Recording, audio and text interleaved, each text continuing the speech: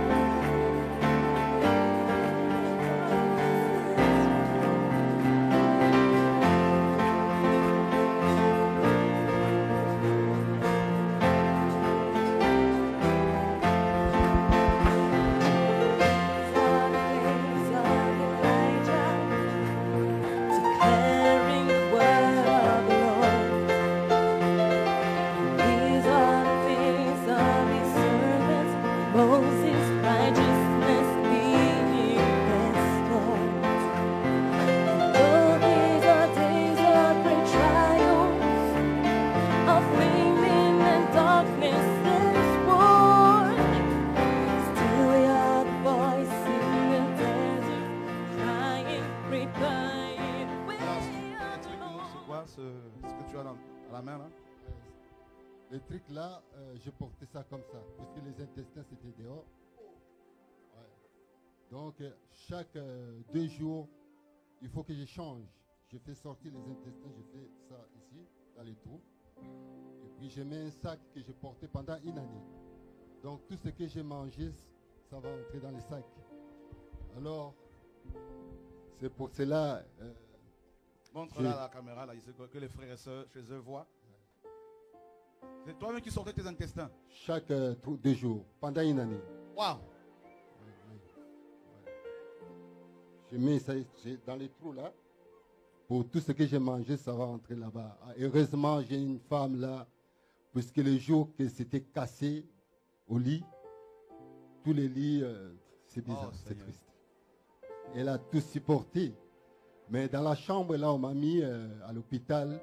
Moi-même, je n'ai pas supporté les collègues qui étaient à côté de moi, qui avaient les trucs là, parce que c'était très sale. Alors, mais la femme, elle a supporté tout ça. Oh, Seigneur.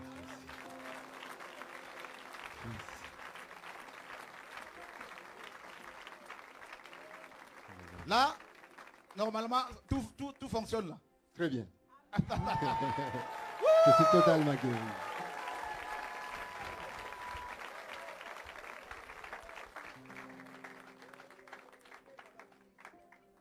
Plus jamais ça dans la vie des enfants de Dieu. Amen. Au nom de Jésus de Nazareth. Amen. C'est bon.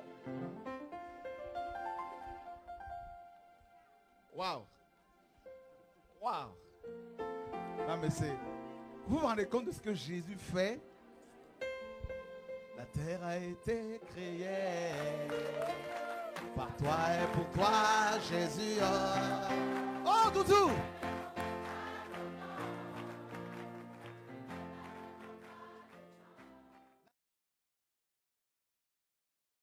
Alors, mon frère, Dieu vous a guéri de quoi exactement? Des cancers, cancer des intestins, donc tumeur des intestins. Waouh, tumeur des intestins. Alors, cancer des En intestins. allemand, tumeur. D'accord. C'était le gros ou le petit intestin? Oui, c'était le gros. Le gros C'était le intestin. gros, oui. My God. Oui. Alors, ça fait combien de temps exactement que vous avez déjà rencontré Christ?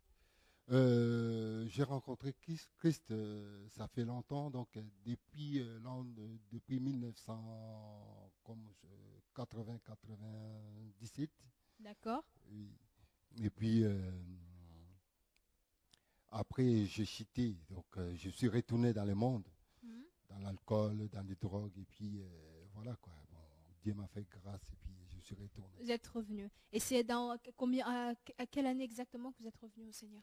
Je suis revenu au Seigneur, c'était dans l'an 2001. Oui. Oui. Et votre cancer a été diagnostiqué à quelle année exactement? L'an 2011.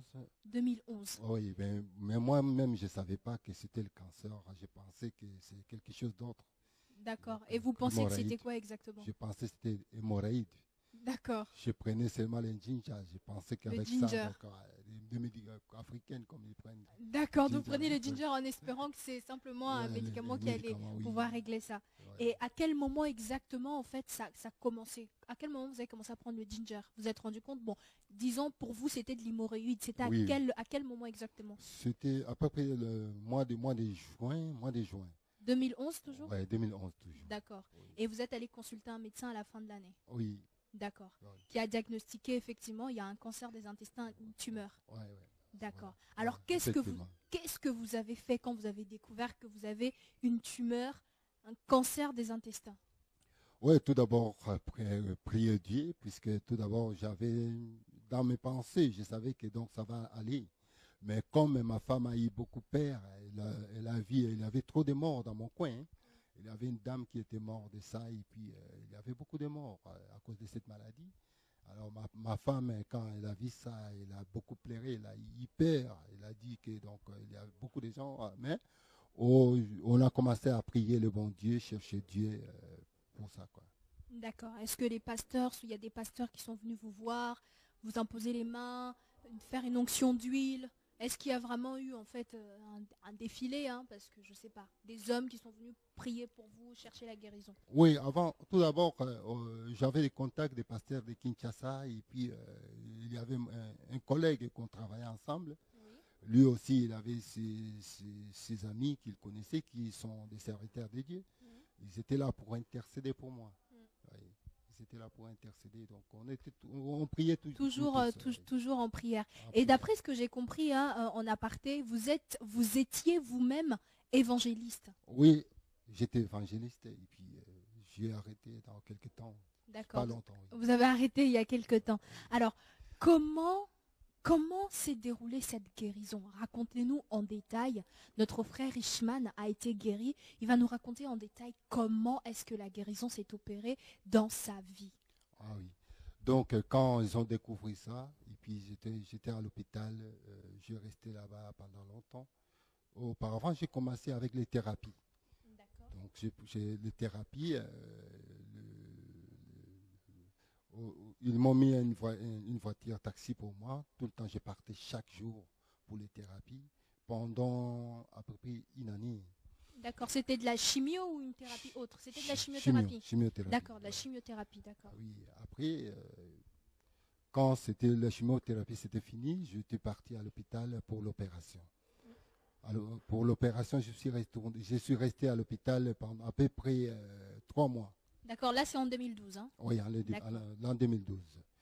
Oui, quand ils ont opéré, et puis c'était grave. J'étais même dans le coma, puisque c'était dur. Et puis, c'était vraiment très dur pour moi. Et puis, donc, chaque nuit, donc, je prenais des médicaments trop durs. Et puis, j'arrivais même pas, le ventre, c'était très gonflé. J'arrivais même pas à manger, je ne faisais pas la toilette et tout ça. Et donc, je dormais seulement pendant tous ces temps. D'accord. J'ai vu dans votre témoignage à la réunion de réveil, vous avez montré un plastique. Oui, vous pouvez à peu près nous expliquer, il consistait en quoi ce plastique? Pour quelle raison on vous l'a mis? Oui, puisque les intestins, ils ont coupé. Donc, puisque le tumeur, c'était en bas. Donc, ils ont coupé en haut. Les intestins, ils ont fait sortir. Puisque je ne peux pas faire la toilette. Donc le gros intestin, on a pris le gros intestin, on l'a coupé. Oui, ils ont fait sortir dehors. À peu près combien de centimètres, vous savez ou pas? À peu près 10 centimètres du gros intestin, d'accord. Dehors. Donc, je mettais ça dans un sac là. Puisque ce que j'ai mangé, tout ça entrait là-bas. Oui. Donc ça remplaçait la partie coupée. Oui, voilà. D'accord. Là, je portais ça comme ça, puisque les intestins, c'était dehors. Ouais. Donc, chaque 2 jours, il faut que je change. Je fais sortir les intestins, je fais ça ici, dans les trous. Et puis, je mets un sac que j'ai porté pendant une année. Donc, tout ce que j'ai mangé, ça va entrer dans le sac. Alors, c'est pour cela... Montre-la à la caméra, là, que les frères et sœurs chez eux voient. C'est toi-même qui sortais tes intestins. Chaque 2 jours, pendant une année. Waouh! Je mets ça dans les trous là. Pour tout ce que j'ai mangé, ça va entrer là-bas. Heureusement, j'ai une femme là, puisque le jour que c'était cassé au lit, tous les lits, c'est bizarre, c'est triste. Elle a tout supporté. Mais dans la chambre, là, on m'a mis à l'hôpital. Moi-même, je n'ai pas supporté le collègue qui était à côté de moi, qui avait les trucs là. Parce que c'était très sale. Alors, mais la femme, elle a supporté tout ça. Oh, Seigneur, merci.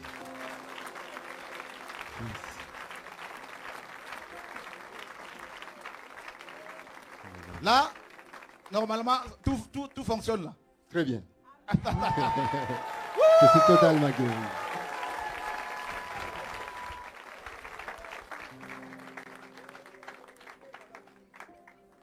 Plus jamais ça dans la vie des enfants de Dieu. Amen.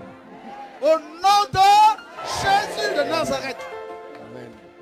C'est bon.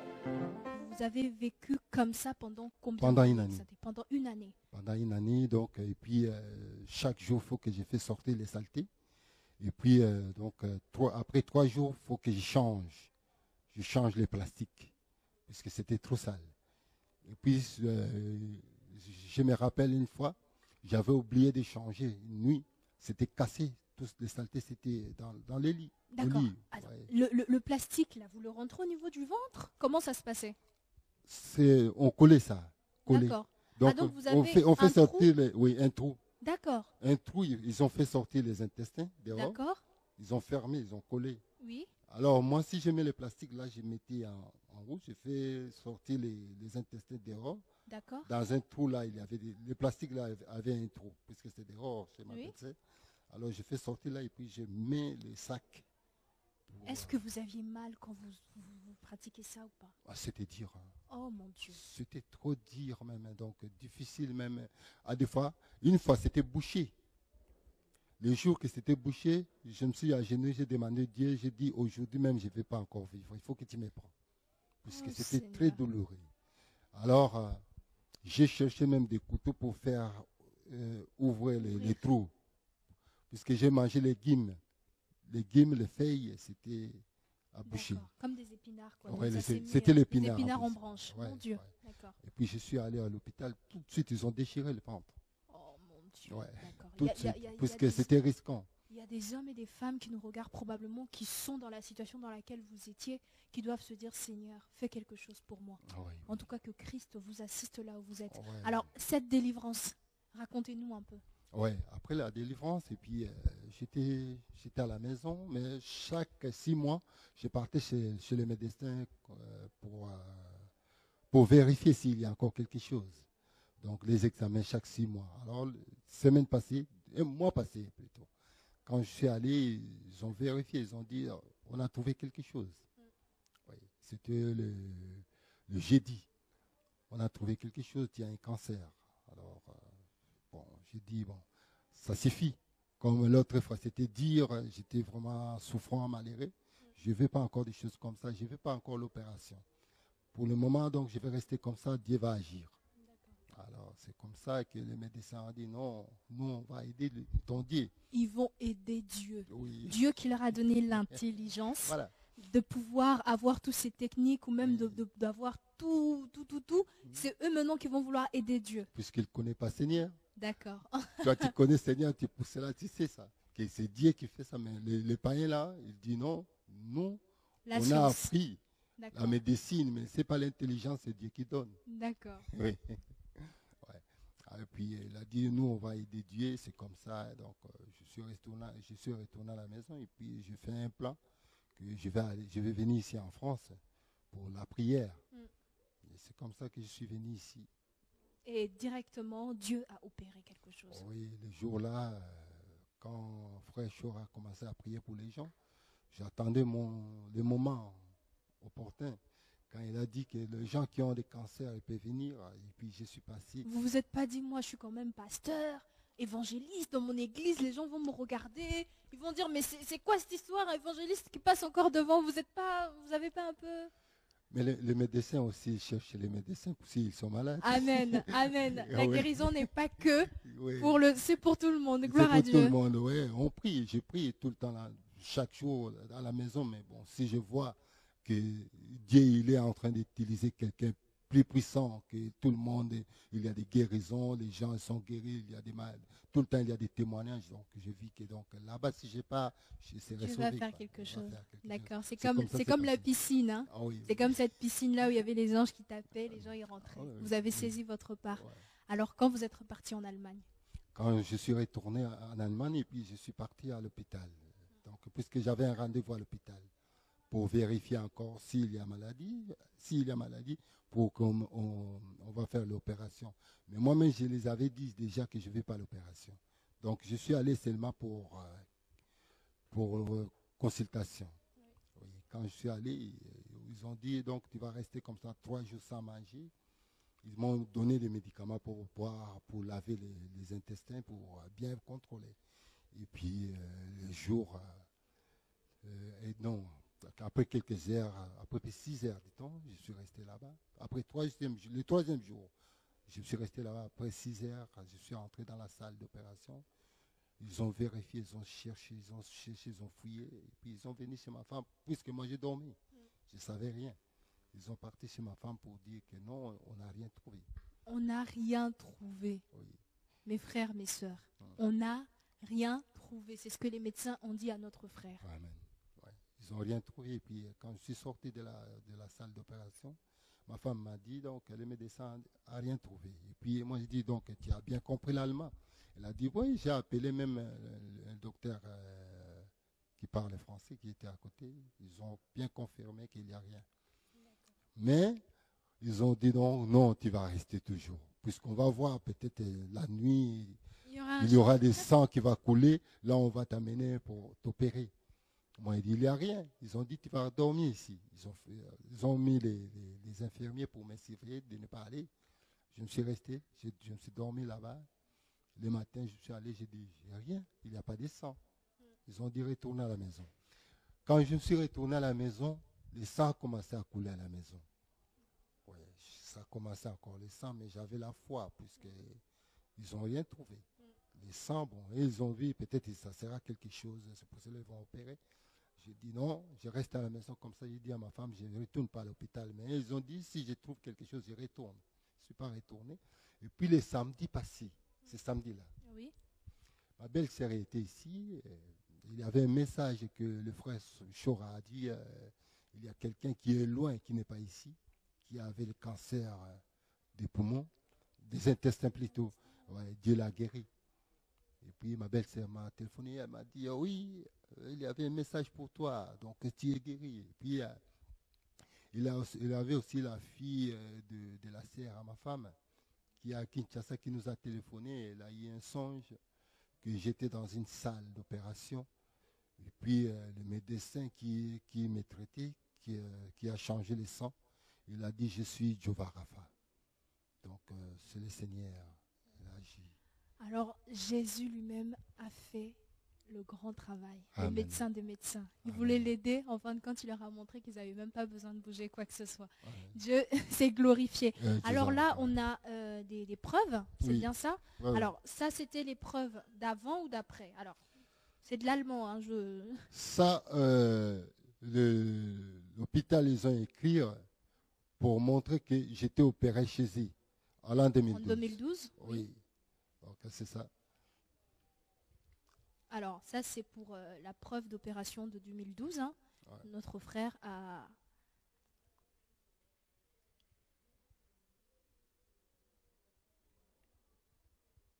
Alors, on se rend vraiment compte que notre Dieu est un Dieu qui continue d'agir. Quoi. Amen. Comme je disais au début, on croyait qu'il n'y avait que les actes, que c'était resté là, et que la Bible, les miracles restaient là-dedans. Mais en fait, non. Dieu n'a pas changé. Comme on nous a enseigné aujourd'hui, Dieu est un. Il n'a pas changé. Il continue d'agir encore et encore. Amen.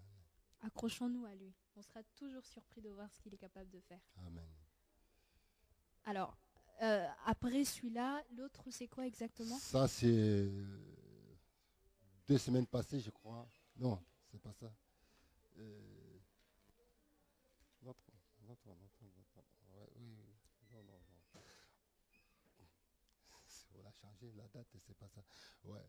L'autre, donc, la date, c'est pas ça. Ça, c'est resté là-bas, j'ai oublié. Après, vous pourrez nous donner tout ce qu'il faut. Oui, oui. On prendra pour les informations. Ouais. Et celui-là, c'est exactement pourquoi? Ça, quand ils ont trouvé le cancer. Ça, c'est quand ils ont constaté qu'il y avait un cancer. Oui. Et puis, ça, Ça, on a constaté que le frère avait une tumeur, le cancer des intestins.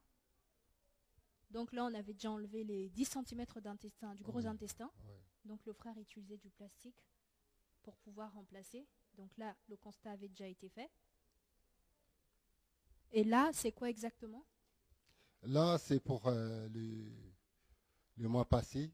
Après les contrôles, ils n'ont rien trouvé. Voilà, ça c'est nos cancers, tumeurs disparues. Là, Jésus est passé par là. Amen. Il a fait son travail. Voilà.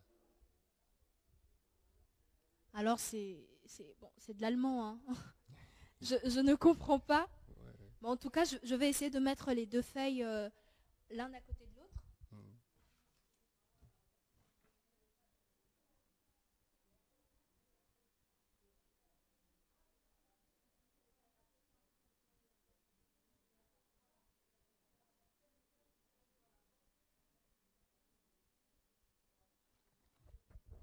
Waouh, notre Dieu agit encore. En tout cas, notre frère Ishman, est-ce qu'il y a quelque chose à dire par rapport aux gens qui se retrouvent dans la même situation ou même dans des situations autres? Un mot à dire à ses frères et sœurs qui nous regardent? Ouais, ce que je peux dire, c'est de chercher seulement l'Éternel, puisque sans Dieu, c'est dire, puisque le diable, il rôde comme un lion. Il n'a jamais cessé à nous combattre. Donc j'aime bien dire comment ce que Moïse a vécu. Moïse a vécu 120 ans. Donc pendant 40 ans, il a vécu la gloire, mais quelle gloire dans la maison de Pharaon. L'autre 40 ans, c'était des difficultés de combat. C'est ça que nous vivons. Oui. Puisque moi-même, quand j'étais dans le monde, dans l'alcoolisme et dans tout ça, je voyais la vie est normale. C'est comme ça. Les 40 ans de Moïse dans la maison de Pharaon. Puisque Pharaon avait des fétiches et tout ça. Mais il voyait qu'il vivait bien. Mais d'après aussi ce que j'ai entendu, vous avez un peu touché, vous avez une médaille talisman qu'on vous avait offert. Je n'ai pas touché. Donc, on m'a offert l'ex-femme que j'avais. Il m'a offert comme protection. Il a dit donc il faut garder ça puisqu'on partait en Afrique.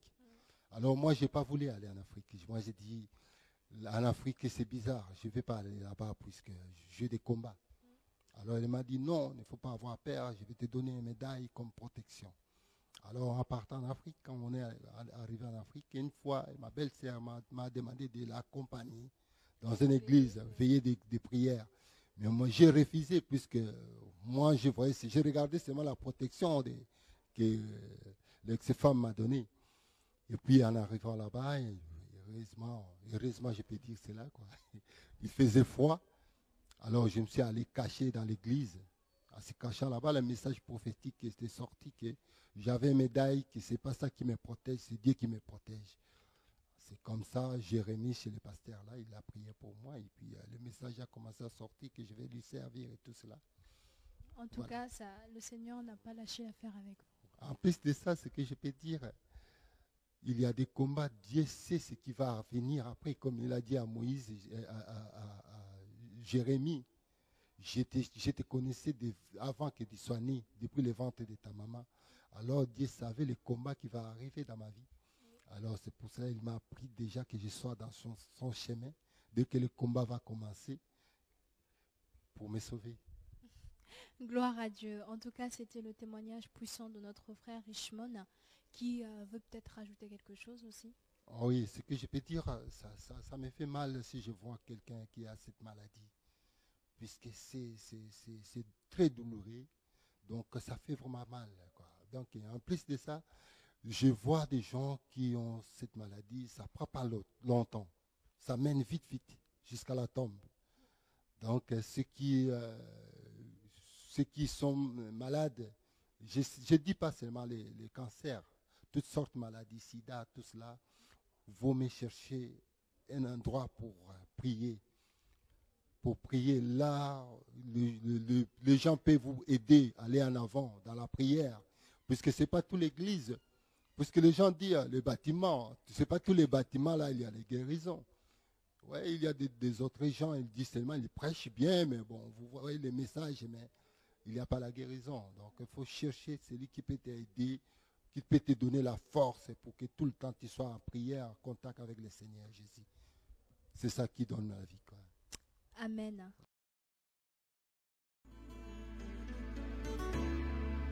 Je n'ai pas souvent exprimé vers toi ma reconnaissance, Jésus, pour tes bienfaits